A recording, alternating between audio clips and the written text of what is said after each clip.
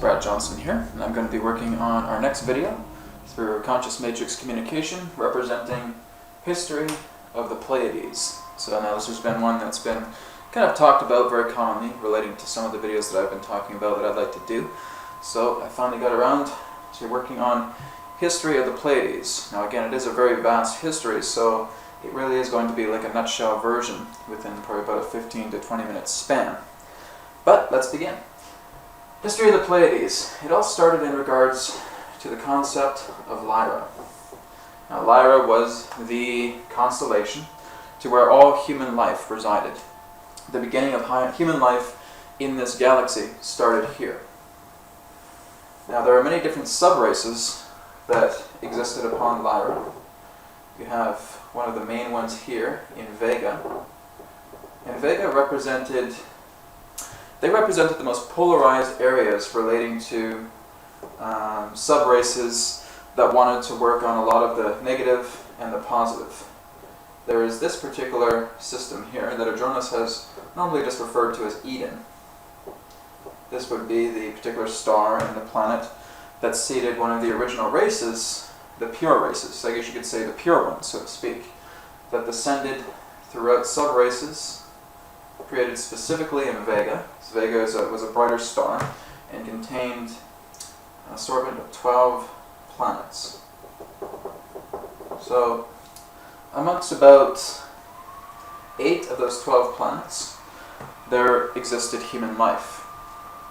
And so again, as they were playing with a lot of the polarity in regards to positive situations, negative situations, what would it feel for one to have rule, one to have a kingdom to where others would follow beneath. This was a concept completely foreign to Eden.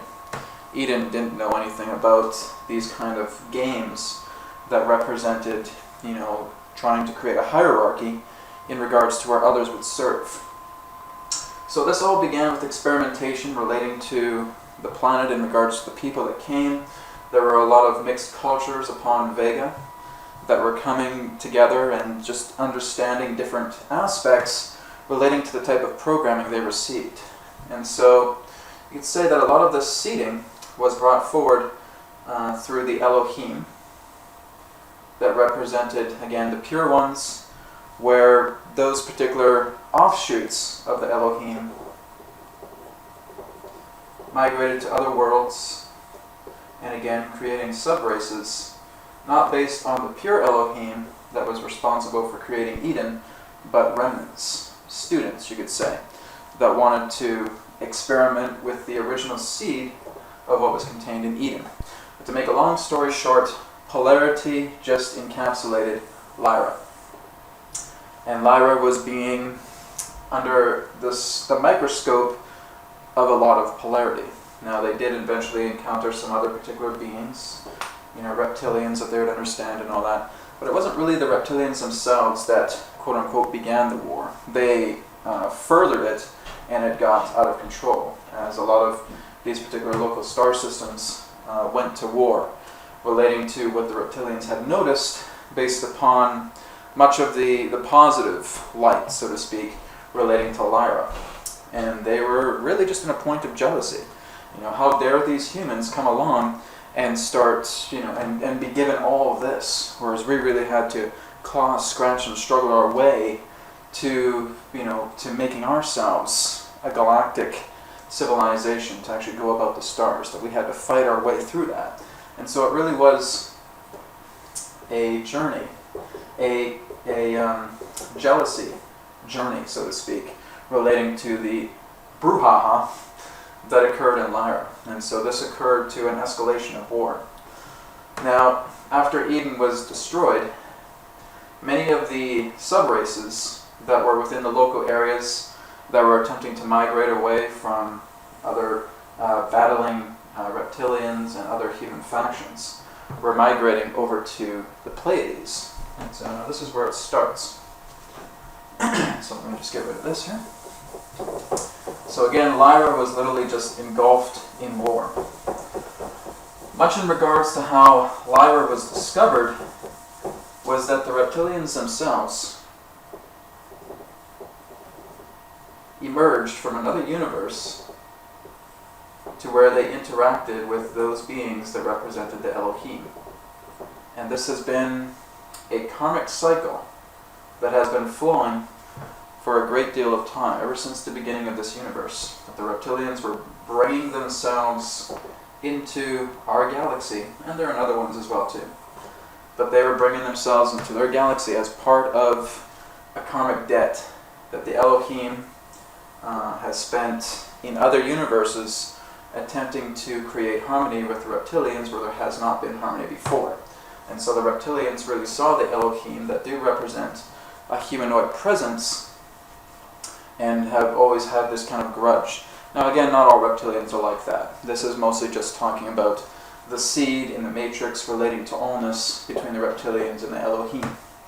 So they funneled in regards to occupying the beginning portion of their lives, so to speak, as reptilians, relating to, I'm just going to do it roughly here, relating to the constellation of Draco.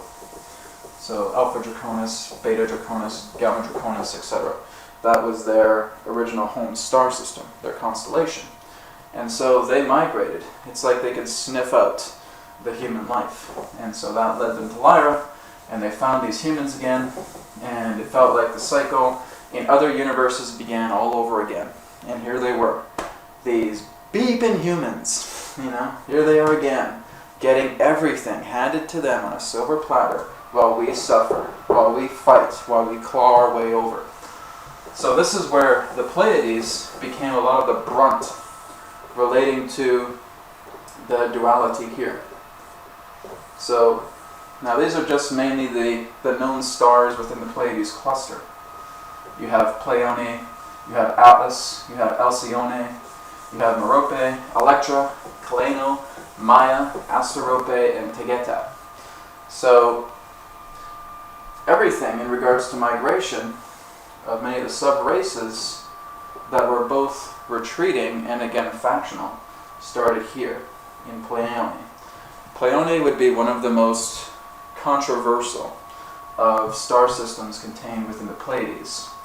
There were factions upon factions. Worlds were being fought over. You would have this midsection area of worlds.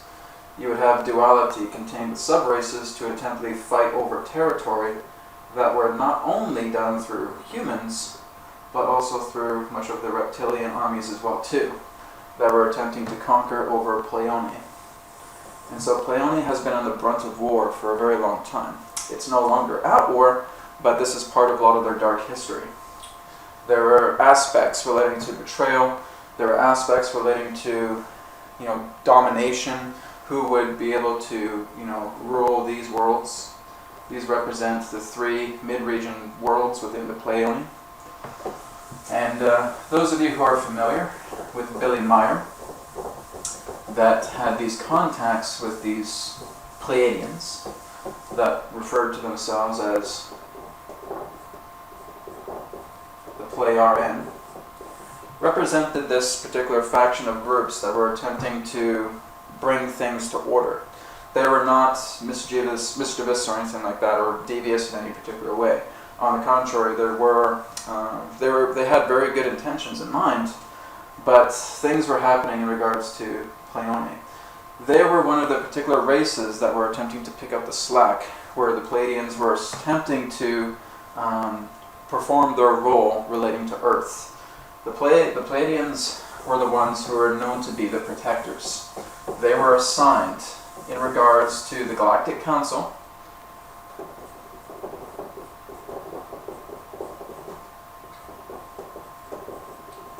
which truly is, every galaxy has kind of the center branch of a council, and everything else is associated with it. You have the Association of Worlds over here, you have the Galactic Confederation of Light, the real one.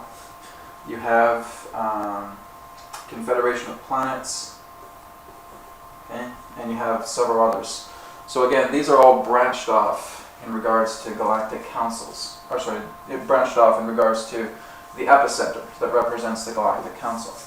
And so the Pleiadians were made responsible after having a lot of these particular internal conflicts attempting to be under control within their star systems here, to literally have a responsibility for Earth, that she did require protection, because many of the beings within the Galactic Council were able to look at the timelines for Earth, and it was not very good. Now, this was even spanning before the experiment of Earth.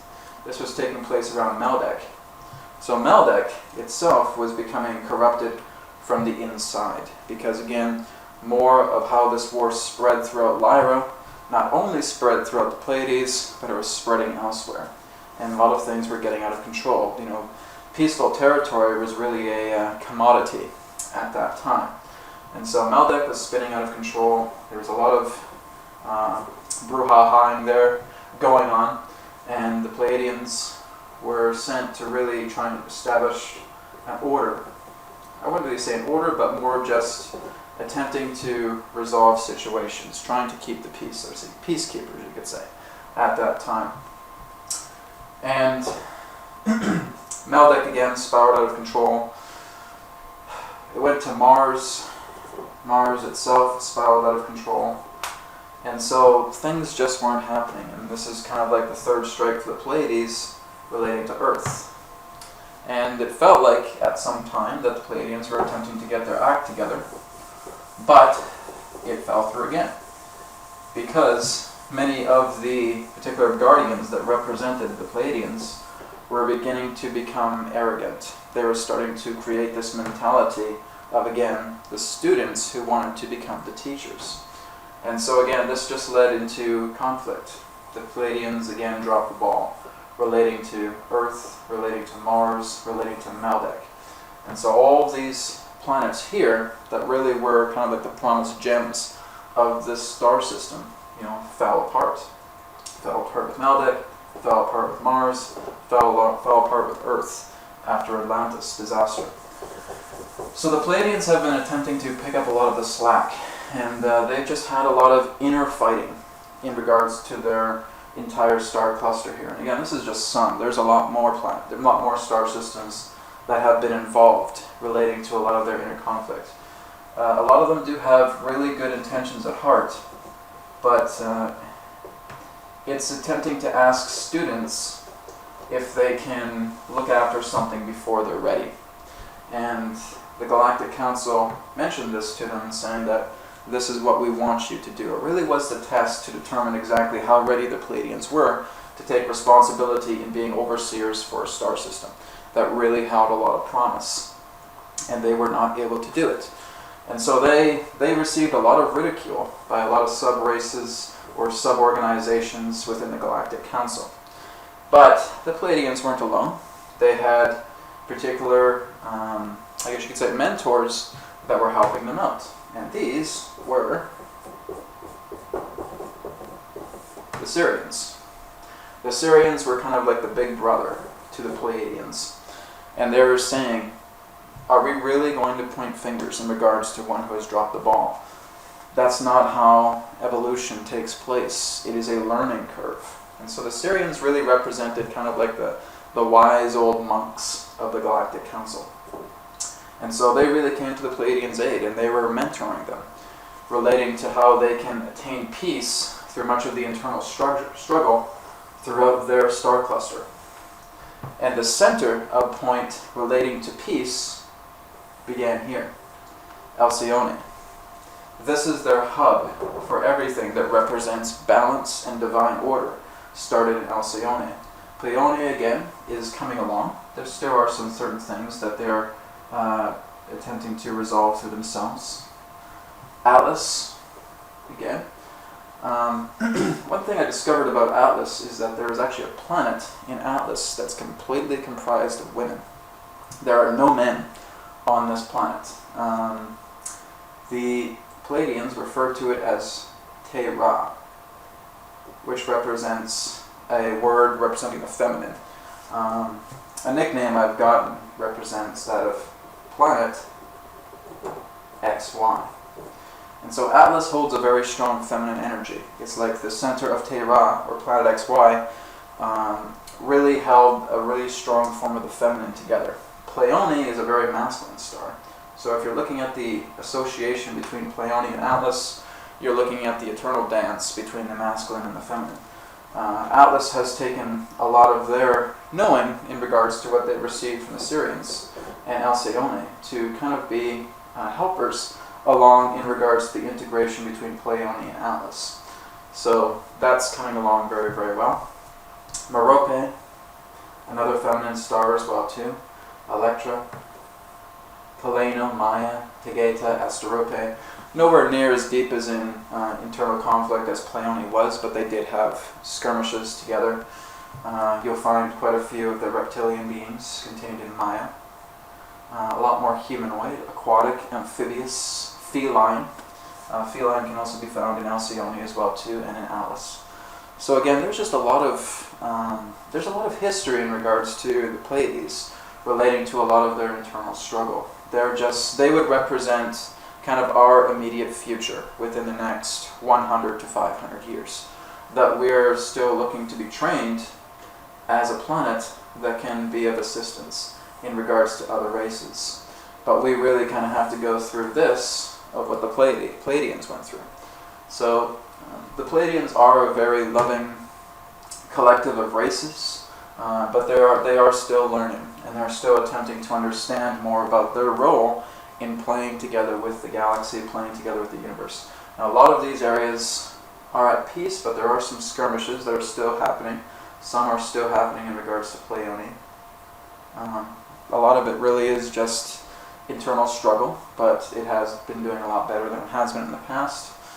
Atlas, in that sense, assisting in regards to the growth, kind of like a branch off, like a little sister from Alcyone. Merope, Electra, Maya, Kaleno, Tegeta, Asterope. Again, kind of going through their own minor issues as well too, but again, nowhere near to the extent that Pleione has. Pleione has really been the most controversial star within the Pleiades in regards to war, in regards to internal conflict, and it's kind of like a family that's attempting to look out for Pleione, because that's where a lot of the sub-races relating to Lyra first went to, was around Pleione, and there's more migrating to Alcyone. But Alcyone, because of its energy, was really able to bring itself as the mother relating to the Pleiades star cluster. So it's really been helping along in that way, relating to many of these other different races, whether it be human, whether it be reptilian or reptilian hybrid, whether it be Zayton or Grey. Again, this can relate to some of the conflict that Pleione's had with the Greys as well too. Pleiadians and Greys have had history relating to immense wars, as the Greys were basically quote unquote the soldiers of many of these reptilian empires, and Pleione was battling a lot with them. But again, a lot of rich history relating to the Pleiades, and there's a lot more information because each star has a story. So this is just attempting to give you an overview relating to a nutshell version of what's happened in regards to the migration to the Pleiades, where the Pleiadians really had to battle out a lot of karmic debris in regards to their sub-race creation by playing with polarity. And so a lot of that came together on Pleione and just kind of scattered itself across the stars, across the star cluster. But Pleione in itself was the one that was attempting to bring everything in regards to resolution, as it held the most conflict. But that's the whole idea in regards to the history of the Pleiades in a nutshell version. I know there's a lot more to talk on, but we'll probably look into doing that in future videos. Also, if you're interested in private sessions, if you feel you have a connection to any of these stars, that's something we can look at a lot more personally. And if you're happy in sharing that, a lot of that can be made available on areyouselfempowered.com. Thank you so much. Take care. If you have any questions, contact me at info@areyouselfempowered.com. Take care. Much love. Namaste.